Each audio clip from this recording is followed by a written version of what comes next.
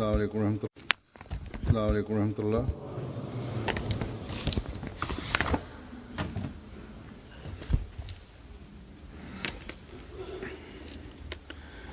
अशहदु अल्ला इलाहा इल्लल्लाह वहदहु ला शरीका लहु وأشهد أن محمدا عبده ورسوله أما بعد فأعوذ بالله من الشيطان الرجيم بسم الله الرحمن الرحيم الحمد لله رب العالمين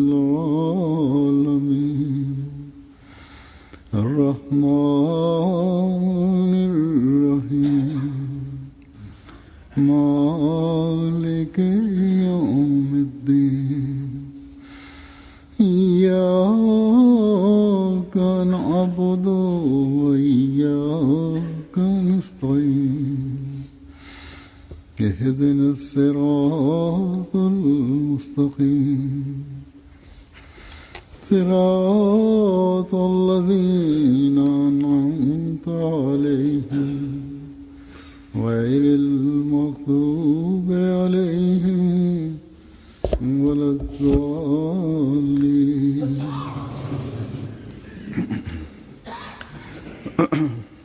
आज मैं फिर आपको सहाबा हज़रत मसीह मौऊद अलैहिस्सलाम की मजलिस में लेकर जाऊँगा। उनकी रवायात जो बयान कर रहा हूँ,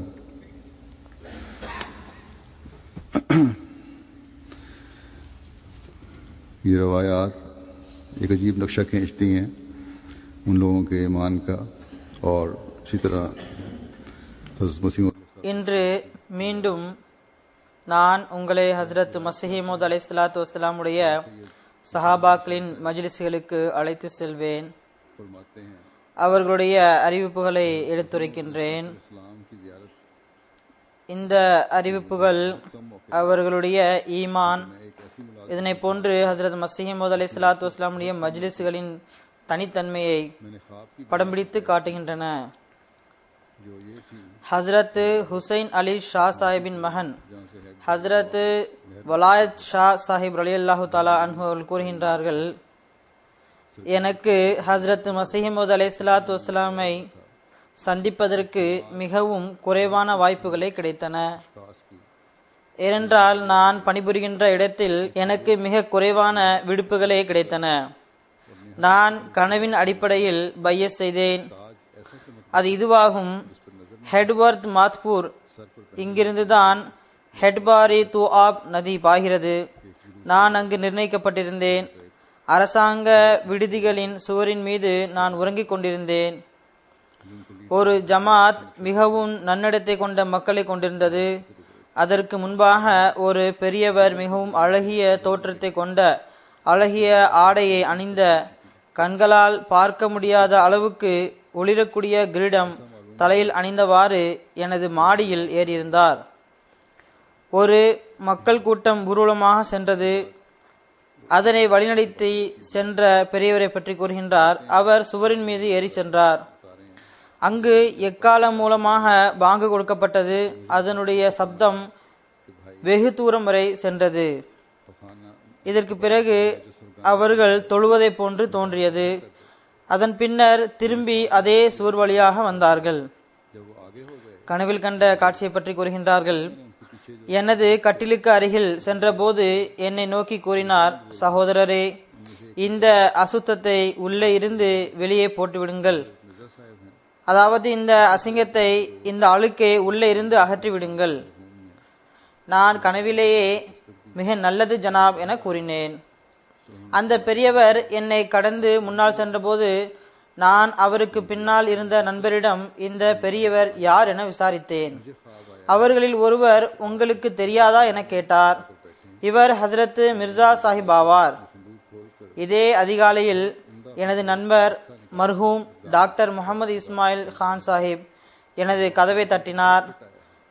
நான் வெளியே வந்தபோது இஸ்மாயில் சாஹிப் அவர்கள், நீங்கள் அகமதியாகிவிட்டீர்கள் என்றார்.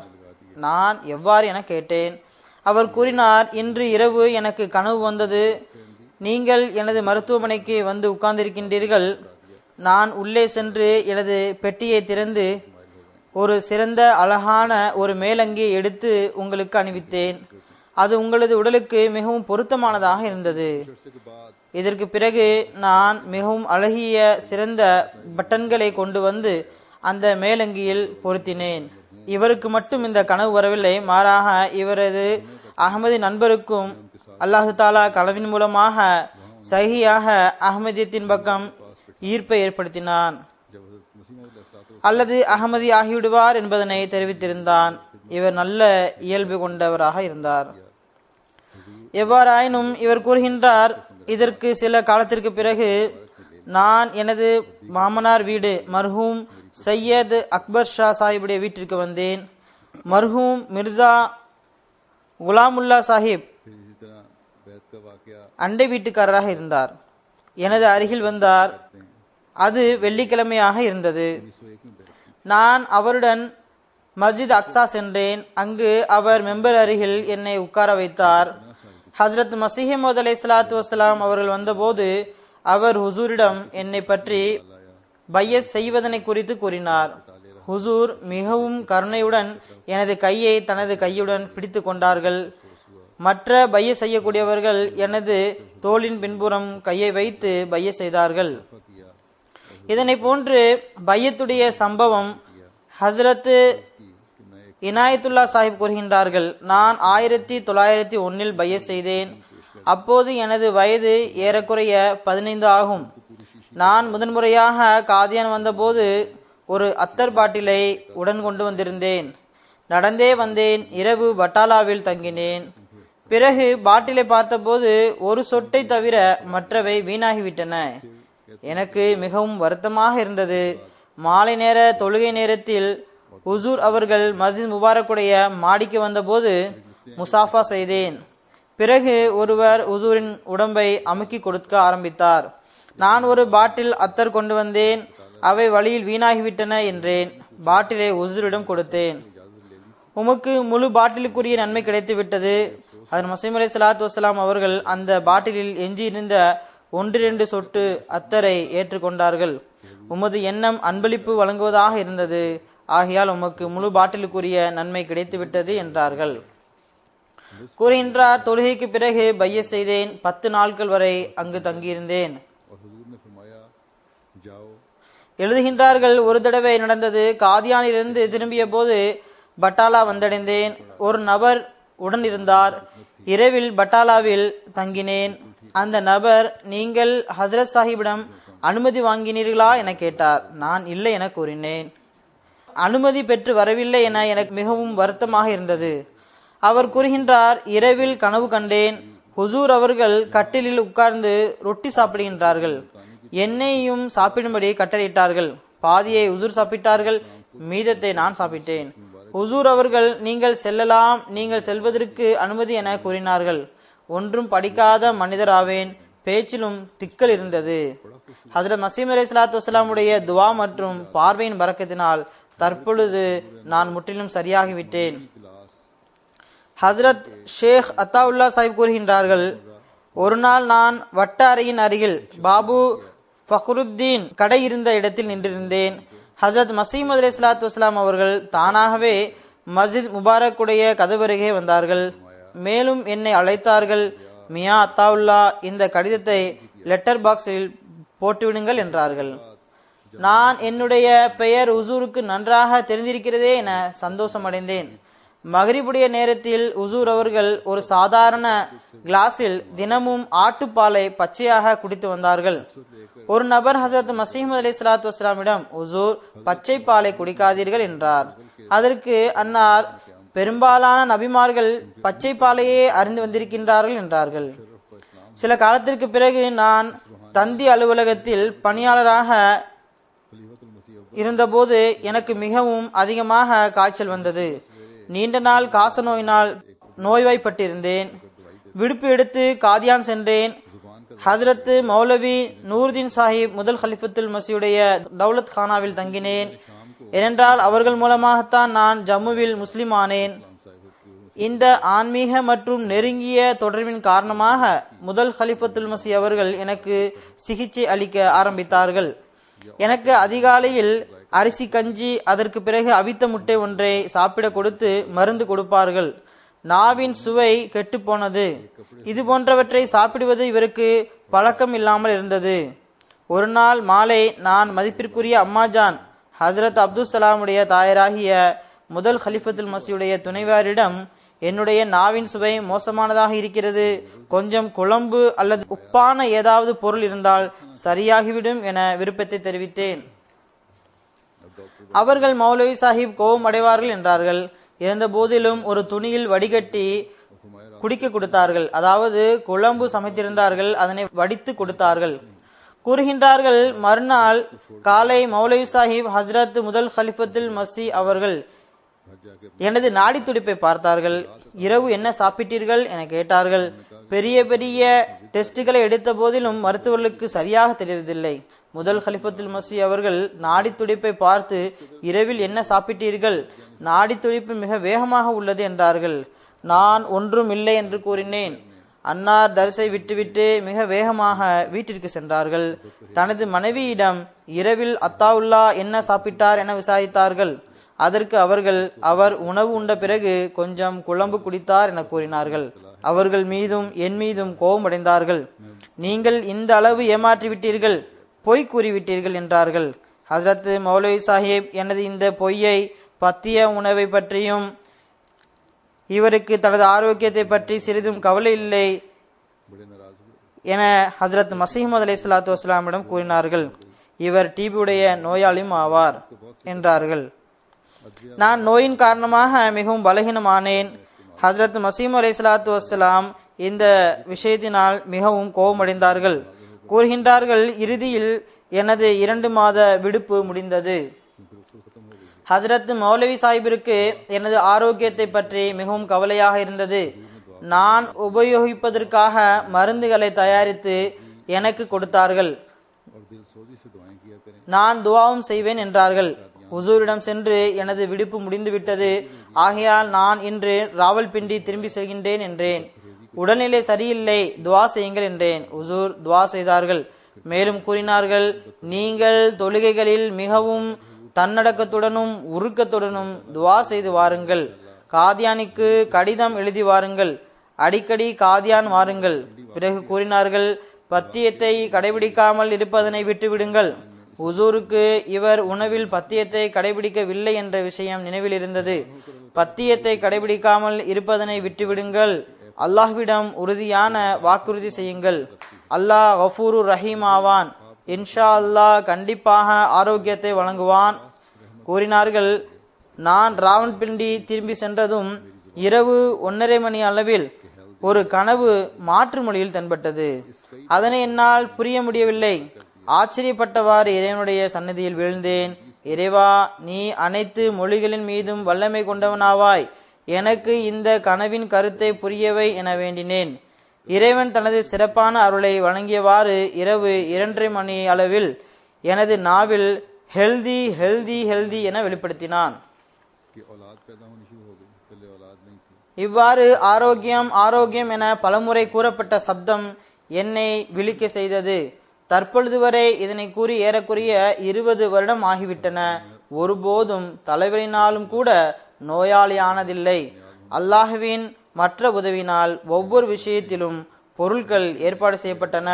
முதலில் பிள்ளைகள் கிடையாது, பிள்ளைகள் பிறக்க ஆரம்பித்தன.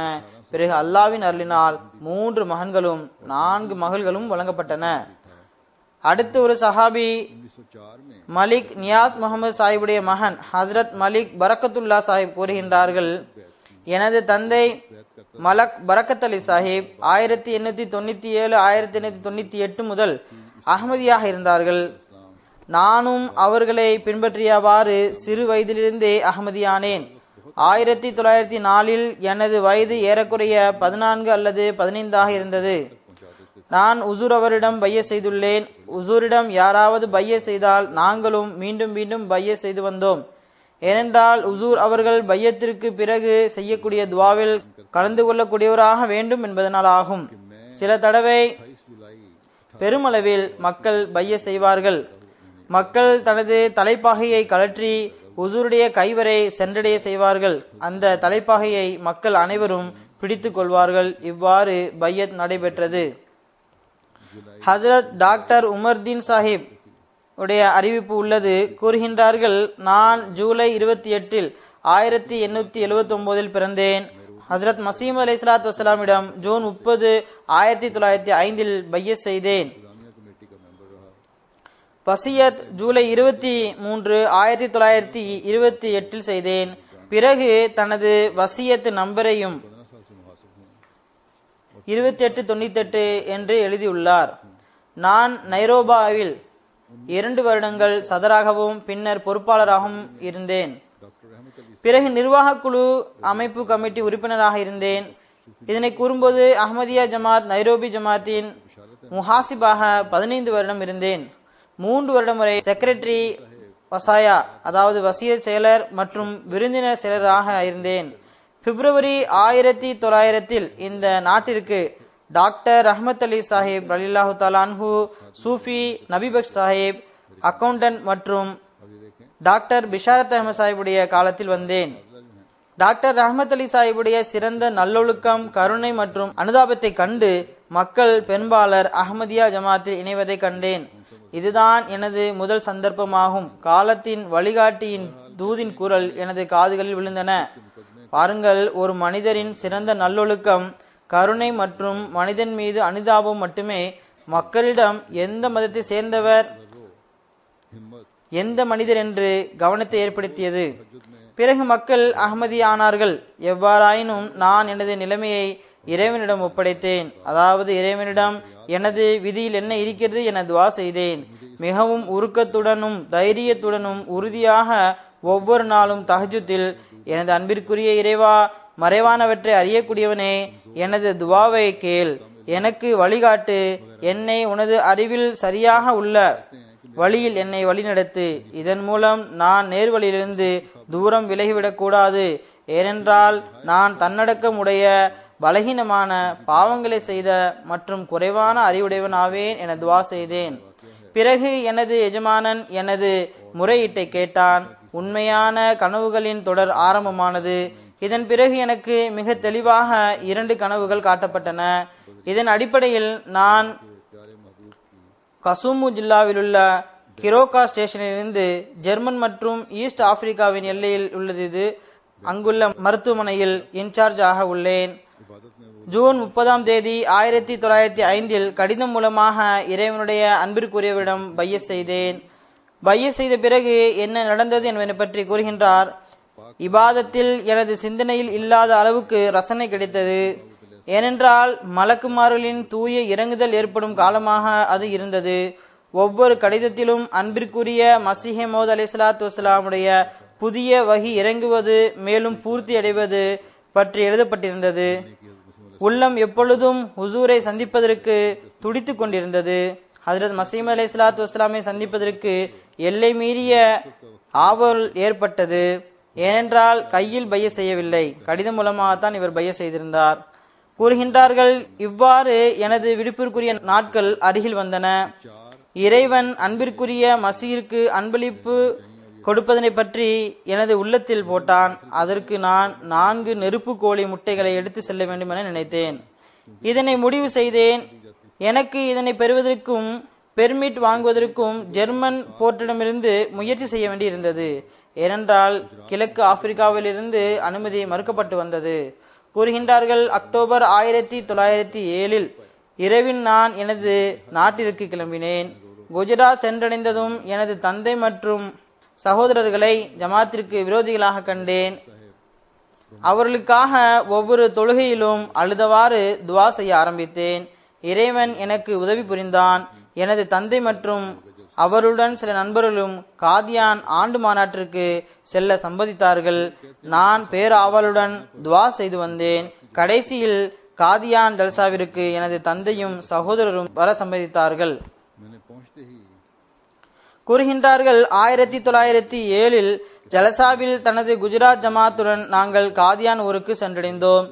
நான் சென்றடைந்ததும் மிகவும் அற்புதமான காட்சியை கண்டேன். அனைத்து ஜமாத்துகளும் பெரிய பெரிய சான்றோர்கள் சஹாபாக்கள் ஹுசூரை சந்திப்பதற்காக மிகவும் நிம்மதியற்றும் ஏக்கத்துடனும் அலைகின்றனர். சந்திப்பதற்காக முடிந்தவரை முயற்சிகள் செய்கின்றனர். எனக்கு ஆச்சரியத்திற்கும் சிந்தனைக்கும் எல்லை மீறி போனது. நான் ஒரு பயணியாக தூரம் தொலைவிலிருந்து சில நாட்களுக்காக சென்றேன். சந்திப்பதற்காக 2 வருடமாக துடித்துக் கொண்டிருந்தேன். ஹுசூரை சந்திக்கக்கூடிய வாய்ப்பு தனியாக கிடைக்க வேண்டுமென உள்ளத்தில் ஆசை இருந்தது. அது நடப்பது போன்று தோன்றவில்லை. ஏனென்றால் கூட்டம் மிக அதிகமாக இருந்தது. தனிமையில் சந்திப்பது முடியும் என தோன்றவில்லை. எங்களது அஹ்மதியா ஜமாத் குஜராத் லங்கர்கானாவில் உணவு சாப்பிடுவதில் மூழ்கியிருந்தார்கள். நான் சந்திப்பதற்காக அங்கும் இங்குமாக அலைந்தவாறு மஸ்ஜித் முபாரக்கின் கீழ்ப்பகுதி வழியாக சென்று கொண்டிருந்தேன். ஒரு சகோதரரை நான் கடந்து செல்லும் போது கண்டேன். அதாவது ஒரு மனிதர் அங்கு நின்று கொண்டிருந்தார். அவரிடம் நான் தூரம் தொலைவிலிருந்து வந்துள்ளேன், நான் ஹுசூரை தனியாக சந்திக்க வேண்டுமென விரும்புகின்றேன் என்றார். நீங்கள் எனக்கு ஏதாவது வழிகாட்டுங்கள் என்று கேட்டார். அவர் கூறினார், இந்த வாசல் வழியாக ஒரு வயதான பெண், ஹுசூருடைய பணிப்பெண் பெரும்பாலும் வந்து செல்வாள். அவரிடம் கூறுங்கள், ஒரு வயதான அம்மா ஒருத்தி உள்ளார், அவரிடம் கூறுங்கள். இவ்வாறு இந்த விஷயம் பேசப்பட்டு கொண்டிருந்தது. பணிப்பெண் வந்தால் நான் ஓடிப்போய் அவரிடம், மாய்ஜி, நான் மிக தொலைவில் உள்ள நாட்டிலிருந்து வந்துள்ளேன், ஹசரத்தை தனியாக சந்திக்க ஆர்வம் கொண்டுள்ளேன் என்றேன். இந்த பயணியுடைய தூதினை ஹுசூர் வரை எட்ட வைக்க செய்தால் கருணையாக இருக்கும் என்றேன். மாய் சாயிபா மிகவும் மகிழ்ச்சியுடன், கொஞ்சம் நில்லுங்கள், நான் வருகின்றேன் என்றாள். அவள் சென்றதும் திரும்பி வந்தால், உங்களுடைய எண்ணம் நிறைவேறிவிட்டதாக சந்தோஷமான செய்தியினை கூறினார். ஹஜ்ரத் மசீம் அலைஹிஸ்ஸலாத்து வஸ்ஸலாம் மேலே வாருங்கள் என கூறினார்கள். நான் உடனே ஓடி சென்று மர்ஹூம் தந்தையையும் என்னுடன் வந்த சில அகமதி அல்லாத நண்பர்களையும் அழைத்து வந்தேன்.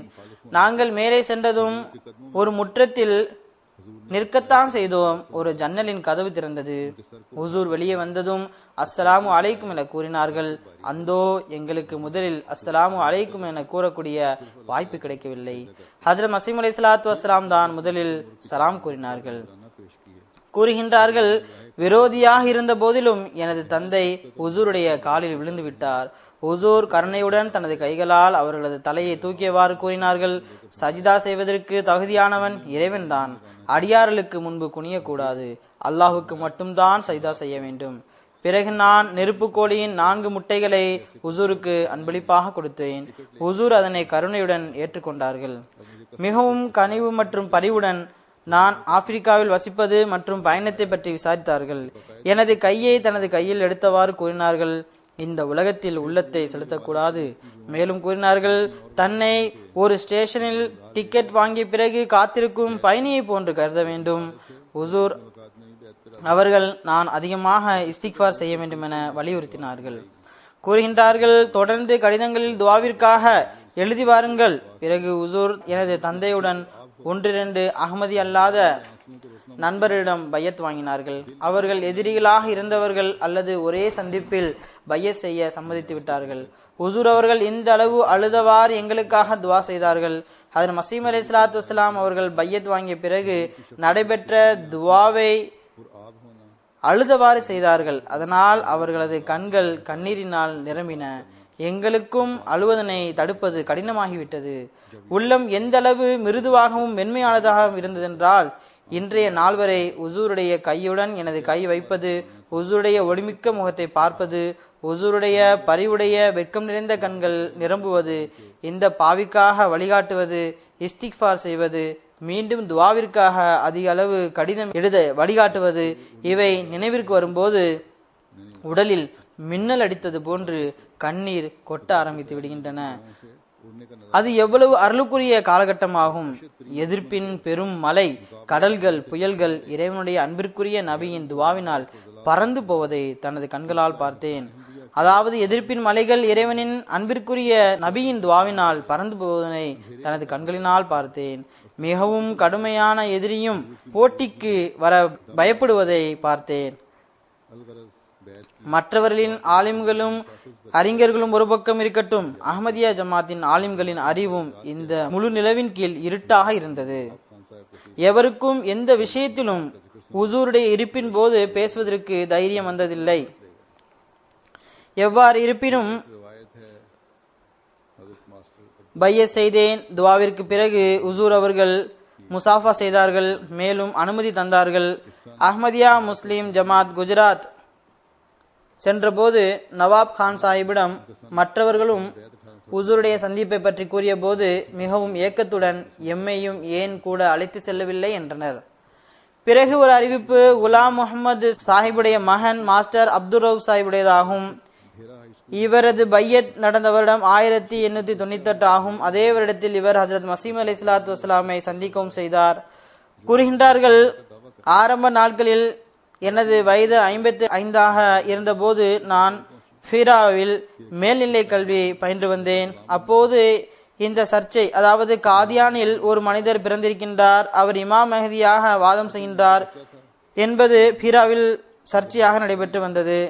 இவ்வாறு கொஞ்சம் கொஞ்சமாக எனது தெருவரை இந்த விஷயம் எட்டிவிட்டது. ஒரு மனிதர், அவரது பெயர் மிர்சா குலாம் அகமது ஆகும், அவர் இமாம் மெஹதியாக தன்னை வாதித்தார்.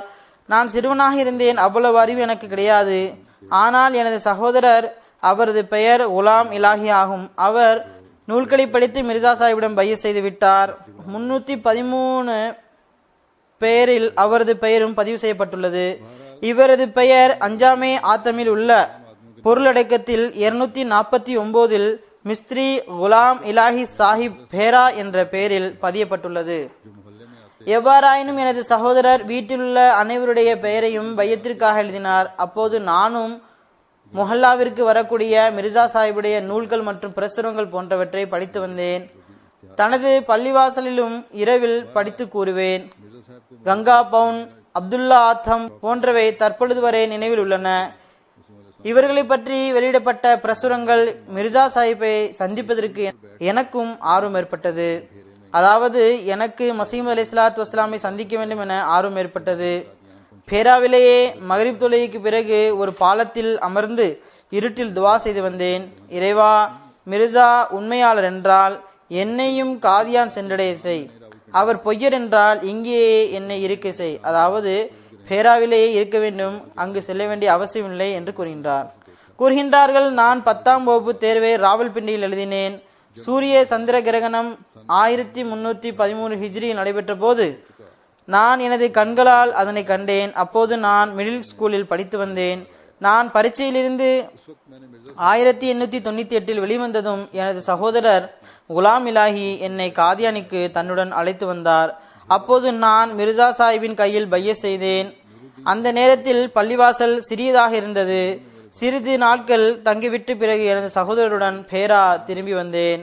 ஹஸ்ரத் மௌலவி நூர்தீன் சாஹிப் எனது சகோதரரை அறிந்தவராய் இருந்தார். அதனால் எனது சகோதரருக்கு உமது சகோதரர் அப்துல் ரவுஃபை காதியானிக்கு அனுப்பி வையுங்கள் என எழுதினார்கள்.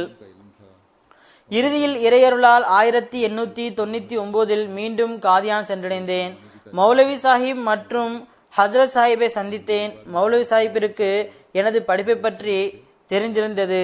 மேலும் நான் ஏழையாவேன், அதாவது அந்த காலத்து படிப்பிற்கேற்ப நான் படித்தவனாக இருந்தேன், ஆனால் ஏழையாகவும் இருந்தேன்.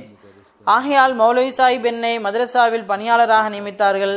1899 மாதம் 8 ரூபாய் சம்பளத்தில் பிரைமரியுடைய 2வது ஆசிரியராக நியமிக்கப்பட்டேன். அப்போது 5-6 வகுப்புகளே இருந்தன, மிடில் கிளாஸ் இருந்ததில்லை. இறுதியில் நான் ஆசிரியர் பணியை 1902 வரை செய்தேன். அந்த காலத்தில் மௌலவி ஷேர் அலி சாஹிப் மதரசாவுடைய தலைமை ஆசிரியராக இருந்தார்கள். பிரைமரி மாணவர்களுக்கு கல்வியும் கற்றுக் கொடுத்து ஐவேளை தொழுகையை ஹசரத் மசீஹ் அலை ஸலாத்து வஸலாமுடன் நிறைவேற்றி வந்தேன். அப்போது மௌலவி அப்துல் கரீம் சாஹிப் இமாமாக நின்று தொழ வைத்து வந்தார்கள். ஐவேளை தொழுகையிலும் ஹசரத் சாஹிபுடைய மஜ்லிஸில் உட்காருவேன். வீட்டிலிருந்து வரும்போது தொழுகைக்கு முன்பாக தனது இல்ஹாம்கள், கஷ்புகள், ரோயாக்கள் மற்றும் கனவுகளை கூறுவார்கள். நானும் அதிலிருந்து பயன்பெறுவேன். தொழுகைக்கு பிறகு வாய்ப்பு கிடைத்தால் கால்களை அமுக்கி விடுவேன், சுடக்கு எடுத்து விடுவேன். சில நேரத்தில் உசூர் அவர்கள் பள்ளிவாசலில் சாப்பிட்டு வந்தார்கள். நானும் விருந்தினர்களுடன் பள்ளிவாசலில் சாப்பிட்டு வந்தேன். ஹசரத் சாஹிபுடைய மிச்சம் இருந்த உணவை சில சமயங்களில் பரக்கத்துக்காக டேஸ்ட் செய்து வந்தேன். மகரிப் தொழுகைக்கு பிறகு ஹுசூர் அவர்கள் இருக்கையில் அமருவார்கள். பல்வேறு வகையான இறை வார்த்தைகள், கஷ்ஃபுகள், கனவுகளை கூறுவார்கள்.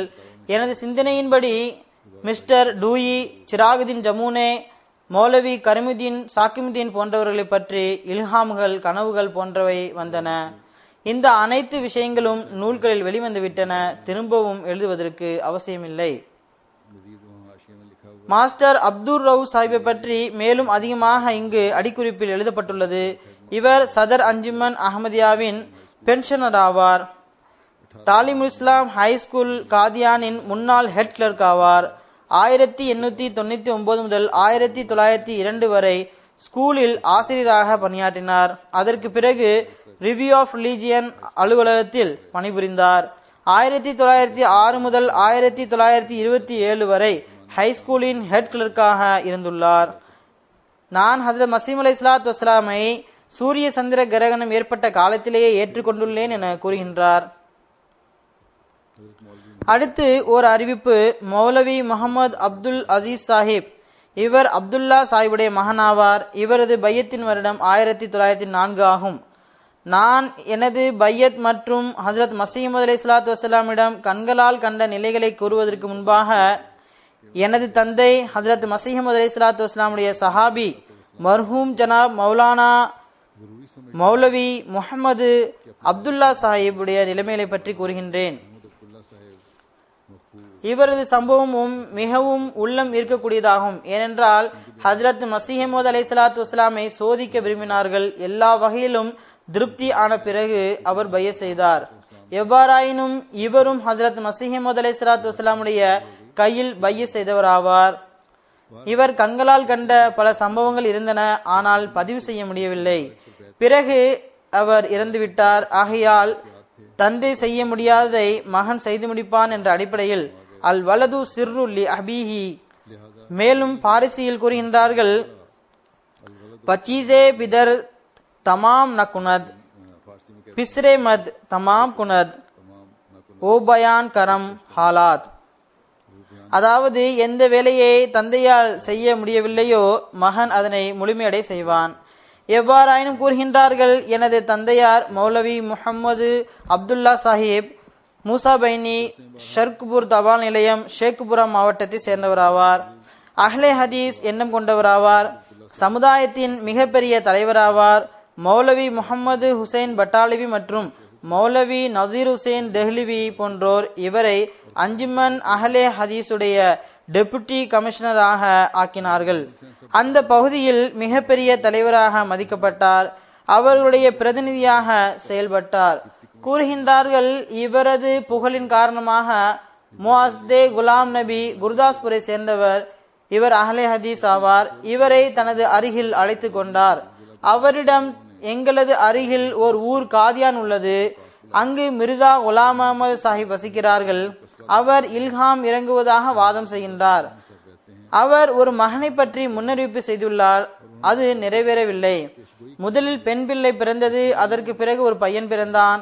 இது முஸ்லிம் மௌத் ரலியல்லாஹு தஆலாவுடைய முன்னறிவிப்பாகும். இதனை பற்றி கூறுகின்றார், அகமதி அல்லாத மௌலவிகள் இவரிடம் முதலில் பெண் பிறந்தது, பிறகு பையன் பிறந்தான், சில நாட்களிலேயே மரணித்து விட்டான், இப்படிப்பட்ட மனிதரிடம் சென்று முனாதிரா செய்வோம் என்றனர். ஹஜ்ரத் மசீஹ் அலைஹிஸ்ஸலாத்து வஸ்ஸலாம் அவர்கள் முன் அறிவித்ததற்கு எதிராக இல்ஹாம், வஹி போன்றவை இறங்காது என்பது இவரது கொள்கையாகும். இவரை அழைத்து முனாசிரா செய்யுங்கள் என்றார்கள். இன்றைய நாட்களில் ஹஜ்ரத் மசீஹ் அலைஹிஸ்ஸலாத்து வஸ்ஸலாம் அவர்கள் எந்த விதமான வாதமும் செய்யவில்லை. இல்ஹாமுடைய தொடர்ச்சி மட்டும்தான் இருந்தது. ஹுசூர் நூல் பராஹினே அஹமதியாவை எழுதி வந்திருந்தார்கள். இவர் காதியான் வந்தார். அதாவது இவரது தந்தை. இவரை பற்றி தான் கூறுகின்றார்கள், ஹுசூரிடம் மேற்கூறப்பட்ட முன்னறிவிப்பை பற்றி பேசப்பட்டது. அதாவது முன்னறிவிப்பு முஸ்லிம் மௌத் பற்றி பேசப்பட்டது. மேலும் உங்களுடைய இல்ஹாம்கள் சரியானதாக இருந்தால் மகனை பற்றிய முன்னறிவிப்பு ஏன் நிறைவேறவில்லை என கேள்வி கேட்டார். முதலில் மகன் பிறந்தால், பிறகு மகன் பிறந்தான், அவனும் மரணித்து விட்டான். முன்னறிவிப்புகள் இவ்வாறானதாகத்தான் இருக்குமா என்றார். கூறுகின்றார், எனது தந்தையார் கூறி வந்தார். இதற்கு ஹஜ்ரத் மசீம் அலைஹிஸ்ஸலாத்து வஸ்ஸலாம் அவர்கள் கூறினார்கள், அது நபி ஸல்லல்லாஹு அலைஹி வஸல்லம் அவர்கள் ஹஜ்ஜை பற்றி ஏதாவது முன்னறிவிப்பு செய்தார்களா என்ன? மௌலவி சாஹிப் ஹஜ்ரத் மசீம் அலைஹிஸ்ஸலாத்து வஸ்ஸலாத்திற்கு ஆமாம் என பதிலளித்தார்கள். அதாவது ஹஜ்ஜை பற்றி நபி ஸல்லல்லாஹு அலைஹி வஸல்லம் அவருடைய முன்னறிவிப்பு உள்ளதா என்று கேட்டுள்ளார்கள். ஹஜ்ரத் மசீம் அலைஹிஸ்ஸலாத்து வஸ்ஸலாம் அவர்கள் இதற்கு கூறினார்கள், அது அந்த வருடமே நிறைவேறியதா? பெருமானார் ஹஜ்ஜி செய்துவிட்டு வந்தார்களா? அதற்கு இவரது தந்தை மௌலவி சாஹிப், அந்த வருடம் ஹஜ்ஜி செய்யவில்லை, அதற்கு அடுத்த வருடம் ஹஜ்ஜி செய்யத்தான் செய்தார்கள் என்றார். ஹஜ்ரத் மசீம் அலைஹிஸ்ஸலாத்து வஸ்ஸலாம் அவர்கள் கூறினார்கள், நான் இந்த வருடமே மகன் பிறந்து விடுவான் என எப்போது கூறினேன்? இது இறைவனது முன்னறிவிப்பாகும். இது நிறைவேறும், நிச்சயமாக நிறைவேறும். அது எந்த வருடம் வேண்டுமானாலும் நிறைவேறலாம். இதற்கு ஒரு காலகட்டம் உள்ளது. இதற்கு ஒரு வருடம் என நிர்ணயிக்கப்படவில்லை. இது ஒரு காலகட்டம் என கூறப்பட்டிருந்தது. அதற்கு பிறகு பேச்சுவார்த்தை நின்றுவிட்டது. மௌலவி சாஹிப் புதிதாக எந்த கேள்விகளையும் கேட்கவில்லை. இந்த ஆட்சேபனையின் மீது உங்களது முன்னறிவிப்பு நிறைவேறவில்லை என்பதனை இந்த மௌலவி சாஹிப் வலியுறுத்தி கொண்டே இருந்தார். எவ்வாறாயினும் இதற்கு பிறகு ஹஜ்ரத் மசீம் அலைஹிஸ்ஸலாத்து வஸ்ஸலாம் அவர்கள் மார்ச் 22 1886 தனது பிரசுரம் ஒன்றை வெளியிட்டார்கள். அதில் அந்த வாக்களிக்கப்பட்டவர் 9 வருடத்திற்குள் பிறப்பார் என காலத்தையும் நிர்ணயித்தார்கள். இதற்கு பிறகு 1-2 என பல பிரசுரங்களில் இதனை கூறியுள்ளார்கள். எவ்வாறாயினும் ஹஜ்ரத் முஸ்லிம் மௌத் ரலியல்லாஹு தஆலா அன்ஹுடைய முன்னறிவிப்பு நிறைவேறியது. ஹஜ்ரத் 2வது கலிஃபத்துல் மஸீஹ் அவர்கள் பிறந்தார்கள். தொடர்ந்து எழுதுகிறார், மௌலவி சாஹிப், அதாவது ஹஜ்ரத் மசீஹ் மௌத் அலைஹிஸ்ஸலாத்து வஸ்ஸலாம் விவாதம் செய்ய வந்த இவரது தந்தை அரபி, பாரசியில் தேர்ச்சி பெற்றவராவார். அரபி இலக்கணம், தர்க்கம், பதி, பயான் போன்றவற்றில் தனக்கு நிகரில்லாத மனிதராக இருந்தார். தனது அறிவின் மூலமாக அறிவு சார்ந்த இந்த ஆதாரம் மற்றும் பதில் மூலமாக எதுவும் பெறவில்லை. அதாவது ஹஜ்ரத் மசீம் அலைஹிஸ்ஸலாத்து வஸ்ஸலாமுடன் நடந்த விவாதத்திலிருந்து அவர் எந்த பயனும் அடையவில்லை. இது உண்மைதான். குல்லு அம்ரின் மர்ஹூனுன் ஃபி அவ்காத்திஹா, ஒவ்வொரு வேலைக்கும் ஒரு நேரம் நிர்ணயிக்கப்பட்டுள்ளது. அப்போது அவர் மறுப்பதிலேயே நிலைத்திருந்தார். ஹஜ்ரத் மசீம் அலைஹிஸ்ஸலாத்து வஸ்ஸலாமுடைய விஷயங்களை கேட்கவே இல்லை. ஹுசூர் இவருடைய அறிவை ஆராய்ந்தவாறு தனது முழு கருணையினை காட்டியவாறு இதனை கூறினார்கள். ஹஜ்ரத் மசீம் அலைஹிஸ்ஸலாத்து வஸ்ஸலாம் இவரது பேச்சிலிருந்து இவர் அறிவு படைத்த மனிதராவார் என்பதனை கண்டறிந்தார்கள். ஹஜ்ரத் மசீம் அலைஹிஸ்ஸலாத்து வஸ்ஸலாம் அவர்கள் அவரிடம், மௌலவி சாஹிப், நான் பராஹினே அஹ்மதியா என்ற பெயரில் ஒரு நூலை எதிரிகளின் ஆட்சேபனைகளுக்கு பதிலாக எழுதியுள்ளேன். இதில் 10,000 ரூபாய்க்கான சேலஞ்சும் உள்ளது. இன்றைய நாட்களில் இது அச்சிடப்படும். நீங்கள் இங்கு தங்கினீர்கள் என்றால் அச்சிடுவதற்கு ப்ரூஃப் போன்றவற்றை பார்த்து வந்தால் மிகவும் நன்றாக இருக்கும் என்றார்கள். இதற்குரிய கூலி உங்களுக்கு கொடுக்கப்படும். மௌலவி அப்துல் அஜீஸ் சாஹிப் தனது தந்தை பற்றி எழுதுகின்றார். ஆனால் வருத்தம் என்னவென்றால் அவர் அதனை ஏற்றுக்கொள்ளவில்லை. வெறுமனே திரும்பி சென்றார்கள். இந்த மறுப்பிலேயே ஏறக்குறைய 15-16 வருடங்கள் கழிந்தன. ஆனால் அவர் இதனை ஏற்றுக்கொள்ளவில்லை. எப்பொழுதும் அவருடைய இயல்பில் ஒரு நன்மை இருந்தது. கூறுகின்றார்கள், அவர் ஒரு நல்ல இயல்புடைய மனிதராவார். யாராவது ஹஜ்ரத் மசீம் அலைஹிஸ்ஸலாத்து வஸ்ஸலாமை ஏசினால் அல்லது இழிவாக நினைவு கூர்ந்தால் உடனே அவரை தடுப்பார்கள். இறைவன் காஃபிரின் சிலைகளை ஏசுவதனை கூட தடை செய்துள்ளான் என கூறுவார்கள். ஆக இந்த அல்லது வேறு சில சிறப்பம்சங்கள் இவருடைய இயல்பில் இருந்தது. மேலும் அது ஹிதாயத்திற்கு காரணமாக அமைந்தது. கூறுகின்றார்கள், இவ்வாறு காலம் கடந்தவாறு 15-16 வருடங்கள் கழிந்தன. 1902ஆம் ஆண்டு வந்தது. இந்த நேரத்தில் இவர் ஹஜ்ரத் மசீம் அலைஹிஸ்ஸலாத்து வஸ்ஸலாமுடைய நூல் ஜங்கே முகத்தஸ் மற்றும் ஆயினா கமாலாத் போன்றவற்றை படித்து முடித்திருந்தார். இவரது மூலையில் உதித்த பல கேள்விகளுக்கு விளக்கம் கிடைத்தன, பதிலும் கிடைத்தது. இந்த 2 நூல்களை படித்ததும் மௌலவி சாஹிபிற்கு பல்வேறு கேள்விகளுக்கு பதில் கிடைத்தது. ஆனால் பல புதிய ஆட்சேபனைகளும் தோன்றின. இந்த வகையில் இவர் 21 கேள்விகளை தயார் செய்தார். அதாவது ஆட்சேபனைகளாக இருந்தவையெல்லாம் 21 கேள்விகளாக குறித்து வைத்தார். 1902இல் ஹஜ்ரத் மசீம் அலைஹிஸ்ஸலாத்து வஸ்ஸலாமுடன் முனாஜிரா செய்வேன் என காதியான் சென்றார். நேரடியாக மஸ்ஜித் முபாரக் வந்தார். யாரிடமும் எதுவும் கூறவில்லை. அங்குள்ள எவரிடமும் எதுவும் கேட்கவில்லை.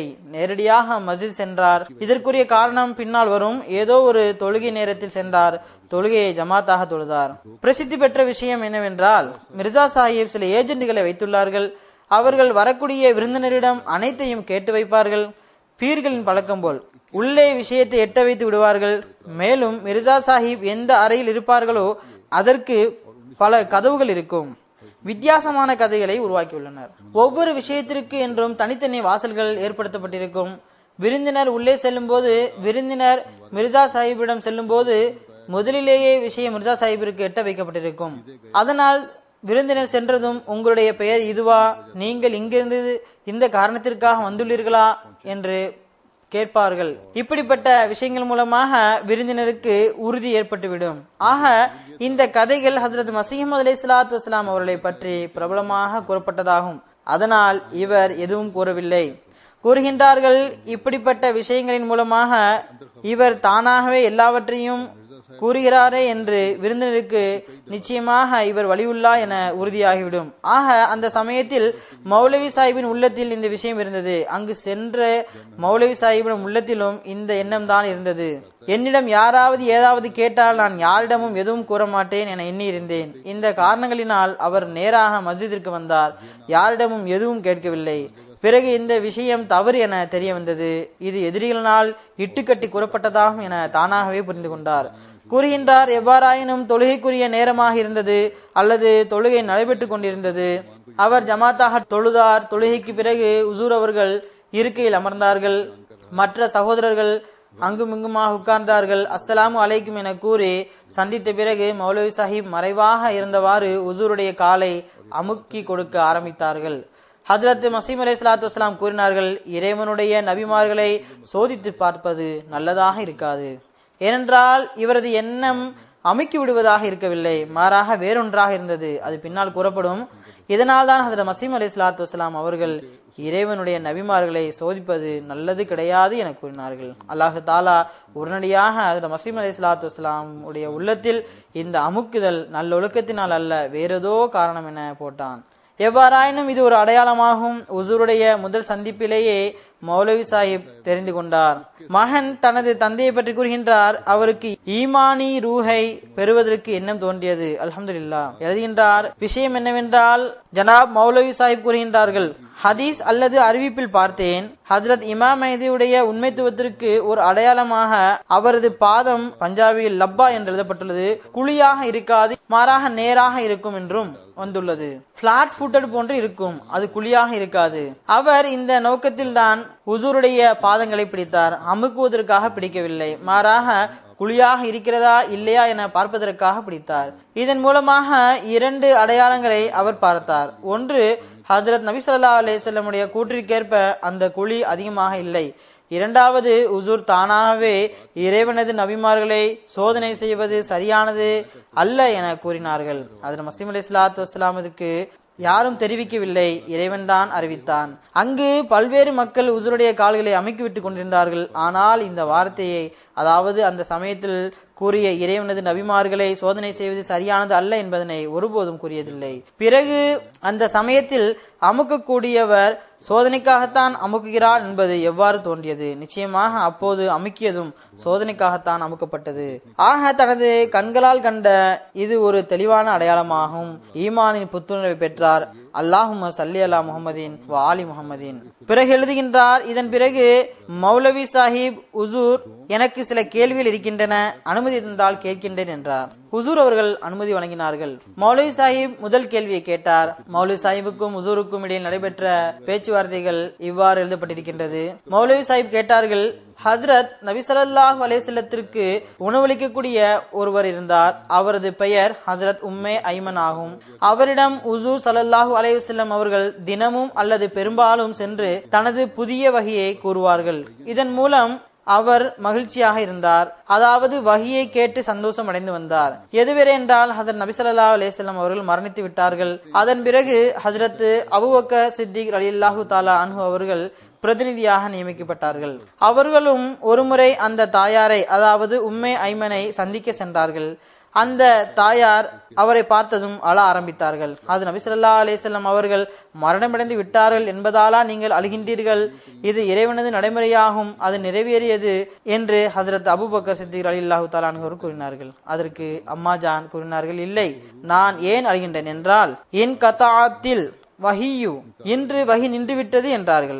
ஆக ஹஜ்ரத் அம்மாஜான் சாஹிபா அவர்களின் இன்கத்தாயே வஹியை, அதாவது வஹி நின்றதை ஏற்றுக்கொண்டிருக்கும் போது நீங்கள் எவ்வாறு நபி ஸல்லல்லாஹு அலைஹி வஸல்லத்திற்கு பிறகு வஹி உண்டு என்று கூறுகின்றீர்கள் என்பது அவரது கேள்வியாகும். மிகப்பெரிய முன்னுரைக்கு பிறகு இந்த கேள்வியை கேட்டார். நபி ஸல்லல்லாஹு அலைஹி வஸல்லுடைய காலத்தில் வஹி நின்றுவிட்டது, பிறகு இப்பொழுது எப்படி வஹி வர முடியும்? எனக்கு வஹி வருகிறது என கூறுகின்றீர்களே, அது எவ்வாறு முடியும் என கேட்டார். ஹஜ்ரத் மஸீஹ் அலைஹிஸ்ஸலாத்து வஸ்ஸலாம் அவர்கள் கூறினார்கள், நீங்கள் குன்தும் கைர உம்மத்தின் என்ற அடிப்படையில் இதனை சிறந்த உம்மத்தாக ஒப்புக்கொள்கின்றீர்களா என்றார்கள். அதற்கு மௌலவி சாஹிப் ஆம், நான் ஒப்புக்கொள்கின்றேன் என்றார்கள். ஹஜ்ரத் மஸீஹ் அலைஹிஸ்ஸலாத்து வஸ்ஸலாம் அவர்கள் கூறினார்கள், நீங்கள் இதனையும், அதாவது ஆயத் அவ்ஹைது இலல் ஹவாரியின் அவ்ஹைனா இலா உம்மி மூசா வ அவ்ஹா ரப்புக இலன் நஹல் போன்றவற்றின் அடிப்படையில் மஸீஹுடைய சீடர்கள், மூசாவுடைய தாயார் மற்றும் தேனீக்களுக்கு இறைவனது வஹி இறங்குகின்றது, இது போன்ற வசனங்களிலிருந்து இது எடுக்கப்பட்ட பகுதியாகும், இதனை ஒப்புக்கொள்கின்றீர்களா என்றார்கள். மௌலவி சாஹிப் ஆமாம், இறங்கியது இறங்கும் என்றார்கள். இது நல்ல ஒரு தப்லீக் போன்ற ஒரு விவாதமாக நடைபெற்றது. ஹஜ்ரத் மஸீஹ் அலைஹிஸ்ஸலாத்து வஸ்ஸலாம் அவர்கள் கூறினார்கள், இந்த உம்மத் மஸீஹுடைய சீடர்கள், மூசாவுடைய உம்மத்தின் பெண்கள் மற்றும் விலங்குகளை விட மோசமானதாக இருக்கின்றது. அவர்களுக்கு வஹி இறங்கியது, ஆனால் நபி ஸல்லல்லாஹு அலைஹி வஸல்லம் உம்மத்திற்கு, சிறந்த உம்மத்திற்கு வஹி இறங்காதா? அதற்கு மௌலவி சாஹிப் கூறினார்கள், இந்த வஹி பற்றி திருக்குரானில் கூறப்பட்டுள்ளது, இந்த முஹம்மதிய உம்மத்திலும் வஹி இறங்கும் என எங்கேயாவது கூறப்பட்டுள்ளதா என்றார். அதற்கு ஹஜ்ரத் மஸீஹ் அலைஹிஸ்ஸலாத்து வஸ்ஸலாம் கூறினார்கள், நீங்கள் முந்தைய உம்மத்துகளில் வஹி இறங்கியதை ஒப்புக்கொள்கின்றீர்கள். மேலும் அல்லாஹு தாலா சூரா ஃபாத்தியாவில் துவாவை கற்று தந்துள்ளான். அது இல்லாமல் தொழுகையே கூடாது என்பது உங்களது நம்பிக்கையாகும். ஒவ்வொரு ரகாத்திலும் இதனை ஓதுவது கடமையாகும். கூறுகின்றார்கள், சிராத்தல்லதீன அன்அம்த அலைஹிம், இறைவா நீ எங்களுக்கு எவர்கள் மீது அருள்களை இறக்கினாயோ அவர்களது வழியினை காட்டுவாயாக, அந்த ஈமானை எங்களுக்கு வழங்குவாயாக. அவரிடத்தில் வஹியுடைய அருள் இருக்கும்போது, மக்களிடம் வஹியுடைய அருள் இருக்கும்போது துவாவின் மூலமாக இந்த உம்மத்தில் வஹி ஏன் இறங்க முடியாது? ஹஜ்ரத் மஸீஹ் அலைஹிஸ்ஸலாத்து வஸ்ஸலாம் அவர்கள் கூறினார்கள், இரண்டாவது விஷயம், இது ஆயத்துடைய ஆதாரமாகும். இன்னல்லதீன காலு ரப்புனல்லாஹு சும்மஸ்தகாமு ததனஸ்ஸலு அலைஹிமுல் மலாயிகத்து அல்லா தகாஃபு வலா தஹ்ஸனு வபிஷ்ரு பில் ஜன்னத்தில்லதி குன்தும் துஅதுன். அதாவது எவர்கள் எங்களது இறைவன் அல்லாஹ் என்று கூறிவிட்டார்களோ, மேலும் அதில் நிலைத்து நின்றார்களோ, உறுதிப்பாட்டை மேற்கொண்டார்கள் எனில் அவர்கள் மீது இறைவனது மலக்குகள் இறங்குவார்கள். நீங்கள் வருத்தமடையாதீர்கள், பயப்படாதீர்கள், உங்களுக்கு வாக்களிக்கப்பட்ட சொர்க்கத்திற்கான நற்செய்தி வழங்கப்படுகின்றது. ஹஜ்ரத் மஸீஹ் அலைஹிஸ்ஸலாத்து வஸ்ஸலாம் அவர்கள் கூறினார்கள், இந்த வசனத்தின்படி மலக்குமார்கள் மூலம் வஹி இறங்குவது அவசியமாகும். இந்த உம்மத்துடைய மூமின்கள் மற்றும் உறுதியாக நிலைநிற்பவர்களுக்கு அவசியமாகும். பிறகு ஹஜ்ரத் மஸீஹ் அலைஹிஸ்ஸலாத்து வஸ்ஸலாம் அவர்கள் கூறினார்கள், லஹ்முல் புஷ்ரா ஃபில் ஹயாத்தித் துன்யா வ ஃபில் ஆখিরা, அதாவது இந்த சிறந்த உம்மத்தின் மூமின்களுக்கு இந்த உலகிலும் வாழ்விற்குரிய நற்செய்தியும் மறுமையிலும் கிடைக்கும். ஆக இந்த நற்செய்திகள் வஹி இல்லையெனில் வேறு என்ன? விவாதம் நடைபெற்ற போது இந்த விஷயத்தின் கீழ் ஹுசூர் அவர்கள் மேலும் பல்வேறு வசனங்களை வஹி இறங்குவது தொடர்பாக எடுத்துரைத்தார்கள். மௌலவி சாஹிப் கூறினார்கள், ஹுசூர், இது உண்மைதான், இந்த வசனங்களிலிருந்து வஹி இறங்குவது நிரூபணமாகின்றது. ஆனால் இந்த உம்மத்தில் வஹி இறங்குகிறது என்றால் பிறகு அம்மாஜான் இன்று வஹி நின்றுவிட்டது என ஏன் கூறினார்கள்? அவர்களுக்கு இந்த வசனங்களை பற்றி தெரியாமல் இருந்ததா என்ன என்று கேட்டார். ஹஜ்ரத் மஸீஹ் அலைஹிஸ்ஸலாத்து வஸ்ஸலாம் அவர்கள் கூறினார்கள், மௌலவி சாஹிப், இந்த இடத்தில் அல் வஹியு என்பதில் அலிஃப் லாம் எதற்காக உள்ளது? அலிஃப் லாம் ஹஜ்ரத் நபி ஸல்லல்லாஹு அலைஹி வஸல்லம் மீது இறங்கிக் கொண்டிருந்த அந்த வஹியின் பக்கம் சுட்டிக்காட்டுகின்றது. ஹுசூர் அவர்கள் தினமும் எடுத்துரைத்து வந்த அந்த வஹியின் பக்கம் சுட்டிக்காட்டுகின்றது. அது நபி ஸல்லல்லாஹு அலைஹி வஸல்லம் மீது இறங்கிய குரானிய ஷரியத் வஹிதான் நிச்சயமாக நின்று விட்டது. இதிலிருந்து திருக்குரான் வசனங்களில் நுசூலே வஹி பித் தஷ்ரி விளக்கம் தரும் நிறைவேறிப்புகள் இருக்கிறது. கியாமத் வரை இப்படிப்பட்ட வஹி நின்று விட்டது என்று எங்கு நிரூபணமாகின்றது? இதன் மூலம் மௌலவி சாஹிப் அமைதியாகிவிட்டார்கள். புதியதாக எந்த ஒரு கேள்வியும் கேட்கவில்லை. 21 கேள்வியிலிருந்து ஒரு கேள்வி மட்டும்தான் கேட்டார்கள். அதிலேயே அவருக்கு திருப்தி ஏற்பட்டது. ஹஜ்ரத் மஸீஹ் அலைஹிஸ்ஸலாத்து வஸ்ஸலாம் அவர்கள் இதற்கு பிறகு நோக்கங்களை அடிப்படையாக கொண்ட நீண்ட உரையை நிகழ்த்தினார்கள். மிக நீண்ட ஆதாரங்கள் நிறைந்த உரையை நிகழ்த்தினார்கள். இதன் மூலம் மௌலவி சாஹிப் குறித்து எடுத்து வந்த அந்த ஆட்சேபனைகளுக்கு தானாகவே தீர்வு கிடைத்தது. மௌலவி சாஹிப் மற்ற கேள்விகளை கேட்கவே இல்லை. ஆனால் ஹஜ்ரத் மஸீஹ் அலைஹிஸ்ஸலாத்து வஸ்ஸலாம் அவர்கள் உரை நிகழ்த்திய பிறகு அதில் அனைத்து கேள்விகளுக்கும் பதில் கிடைத்துவிட்டன. கூறுகின்றார்கள், அவர் குறிப்பு எடுத்து கொண்டு வந்தார், தனது சட்டை பையில் வைத்திருந்தார். இந்த சந்திப்பிற்கு முன்பாக இந்த கேள்விகளை பற்றி எவரிடம் கூறவில்லை. இதனால் மௌலவி சாஹிபுக்கு மிகவும் வியப்பாக இருந்தது. மேலும் இந்த மனிதர் மீது வஹி இறங்கவில்லை என்றால் அன்னாருக்கு அவரிடம் எழுதப்பட்டிருந்த அல்லது பைகளில் வைக்கப்பட்டிருந்த விஷயங்களை பற்றி கேள்விகளை பற்றி யார் தெரிவித்திருப்பார் என சிந்தனை தோன்றியது. சிறிது நேரம் அமைதியாக இருந்துவிட்டு கூறினார், எனது பையிலுள்ள அனைத்து கேள்விகளுக்கும் கேட்காமலேயே ஹசரத் மசீம் அலைஹிஸ்ஸலாத்து வஸ்ஸலாம் அவர்கள் பதில் கூறிவிட்டார்கள். சிறிது நேரம் அமைதியாக இருந்துவிட்டு பிறகு கூறினார், ஹுசூர் கையை நீட்டுங்கள், நான் உங்கள் கையில் பைய செய்கின்றேன் என்றார். ஆக இவர் இறையருளால் அந்த நேரத்தில் பைய செய்துவிட்டார். அதற்கு பிறகு ஹஜ்ரத் மசீம் அலைஹிஸ்ஸலாத்து வஸ்ஸலாம் மீது எந்த விதமான ஆட்சேபனையும் அவர்களுக்கு ஏற்பட்டதில்லை. ஒவ்வொரு நாளும் அவருடைய அறிவு மற்றும் ஞானம் வளர்ந்து கொண்டே சென்றது. இதற்கு பிறகு முதல் ஹலிஃபத்துல் மஸீஹுடைய பையத்திலும் அது இது என்று கூறாமல் இணைந்தார்கள். இரண்டாவது ஹிலாஃபத்தின் போது இரண்டாவது ஹலிஃபத்துல் மஸீஹிடமும் பைய செய்தார்கள். ஒருபோதும் எந்த விதமான சந்தேகமும் ஏற்பட்டதில்லை. அல்ஹம்துலில்லாஹ் அலா தாலிக். பிறகு அவரது மகன் எழுதுகின்றார், இவர் பைய செய்துவிட்டு வீடு திரும்பிய போது துபாபா பாரி மற்றும் சனாபுடைய பகுதியில் வசித்த பெரும்பாலர் அவரை பின்பற்றக்கூடியவராக இருந்தனர். அவர்கள் மௌலவி சாஹிப் அவர்கள் ஹஜ்ரத் மசீம் அலைஹிஸ்ஸலாத்து வஸ்ஸலாமிடம் பைய செய்தால் நாம் அனைவரும் பையத்தில் இணைந்து விடுவோம் என்றனர். ஆனால் நடந்தது என்ன? இவர் பைய செய்ததும் அனைவரும் இவருக்கு விரோதியாகிவிட்டனர். அவரை கொலை செய்வதற்கு திட்டங்கள் தீட்ட ஆரம்பித்தனர். ஆனால் அவர் மிகவும் உறுதியான நிலைநிற்றலுடன் அவர்களை எதிர்கொண்டார்கள். அன்பான முறையில் தப்லீகை தொடர்ந்தார்கள். ஏறக்குறைய 18 வருடம் வரை கௌரவ மௌலவியாக இருந்தார்கள். இறையருளால் இவர் மூலமாக ஏறக்குறைய 300 பேர் அல்லது அதனை விட அதிகமானோர் ஜமாத்தில் இணைந்தார்கள். ஆக இது அறிவிப்புகளாகவும் அந்த மக்களை பற்றி சில சம்பவங்களாகவும் நான் இதனை எடுத்து கூறினேன். அவர்கள் ஹஜ்ரத் மஸீஹ் அலைஹிஸ்ஸலாத்து வஸ்ஸலாமுடைய கையில் பைய செய்து தனது ஆன்மீகத்திலும் மேலும் முன்னேற்றம் அடைந்தார்கள். அல்லாஹ் தாலாவை பற்றிய அறிவு வளர்ந்தது. ஹஜ்ரத் நபி ஸல்லல்லாஹு அலைஹி வஸல்லம் அவர்களுடன் அன்பு மற்றும் நேசத்தின் புதிய கோணங்களும் அவர்கள் முன்னால் வந்தது. இதன் காரணமாக, அதாவது நபி ஸல்லல்லாஹு அலைஹி வஸல்லம் மீது இருந்த அன்பின் காரணமாக பெருமானாரின் உண்மை பேரன்பருடன் விசுவாசம், பற்றுணர்வு மற்றும் அன்பு உலகத்தின் ஏனைய சொந்தங்களை விட மிகைத்திருந்தது.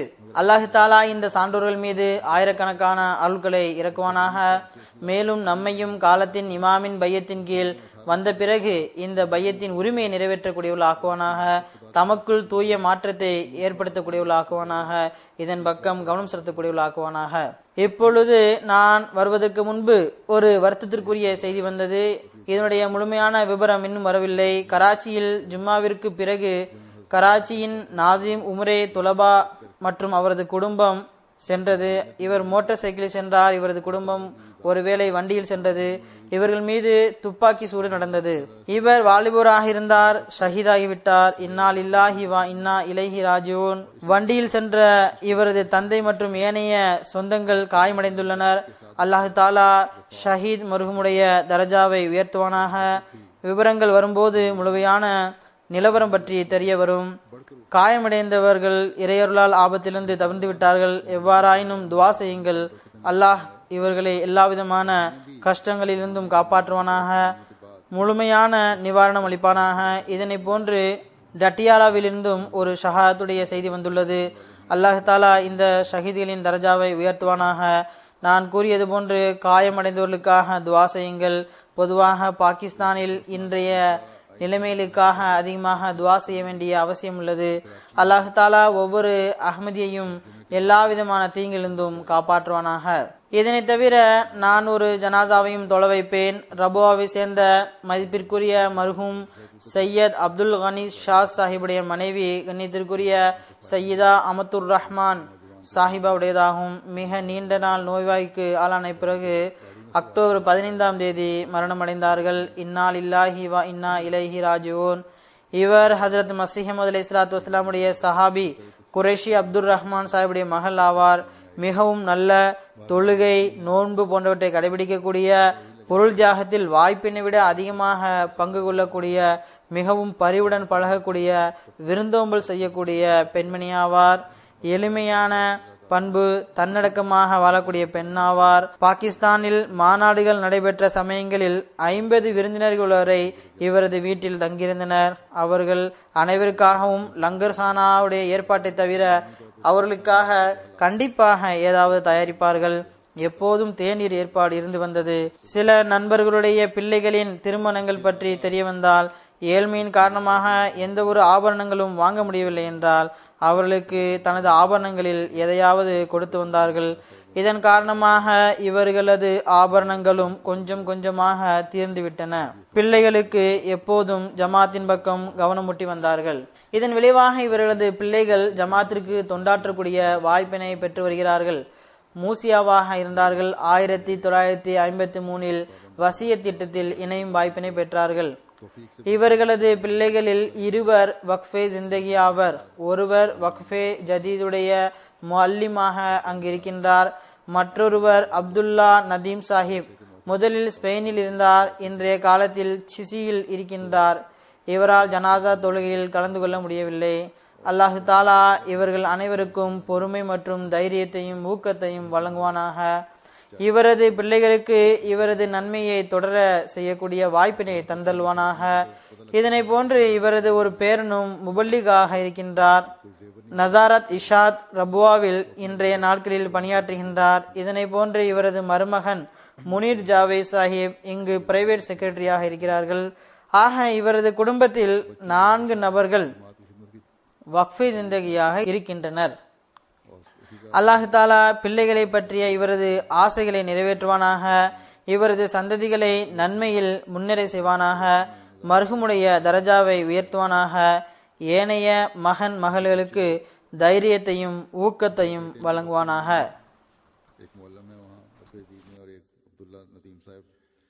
स्पेन में थे, आजकल चिली में हैं. वो जनाजे में शामिल भी नहीं हो सके. अल्लाह ताला इन सबको सब्र और हिम्मत और हौसला दे और इनकी नेकियां जारी रखने की तौफीक दे इनकी औलाद को. इसी तरह इनके एक पोते हैं, वो भी मुरब्बी सिलसिला हैं और शाद रफा की नज़ारत शाद में आजकल काम कर रहे हैं. इसी तरह इनके दामाद मुनीर जावेद साहब हैं, वो प्राइवेट सेक्रेटरी हैं यहाँ. तो 4 अफराद इनके घर के वाक़फ़े ज़िंदगी हैं. अल्लाह ताला उनकी ख्वाहिशात जो उनको अपने बच्चों के बारे से थीं उनको पूरा करे और उनकी औलाद को नेकियों में बढ़ाए, मरहूमा के दर्जात बुलंद फरमाए. बाकी बच्चों को सबको हिम्मत और हौसला अता फरमाए.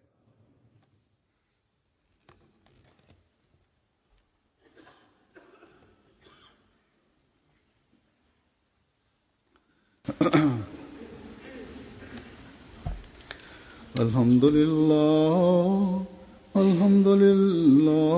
नहमदुहु व नस्तईनुहु व नस्तगफिरुहु व नुमिनु बिही व नतवक्कलु अलैहि व नऊज़ु बिल्लाहि मिन शुरूरि अनफुसिना व मिन सय्यिआति अमालिना. من يهده الله فلا مضل له ومن يضلل فلا هادي له. ونشهد أن لا إله إلا الله ونشهد أن محمدا عبده ورسوله. عباد الله رحمكم الله. إن الله يأمر بالعدل والإحسان وإيتاء ذي القربى وينهى عن الفحشاء والمنكر والبغي يعظكم لعلكم تذكرون. اذكروا الله يذكركم وادعوه يستجب لكم ولذكر الله أكبر.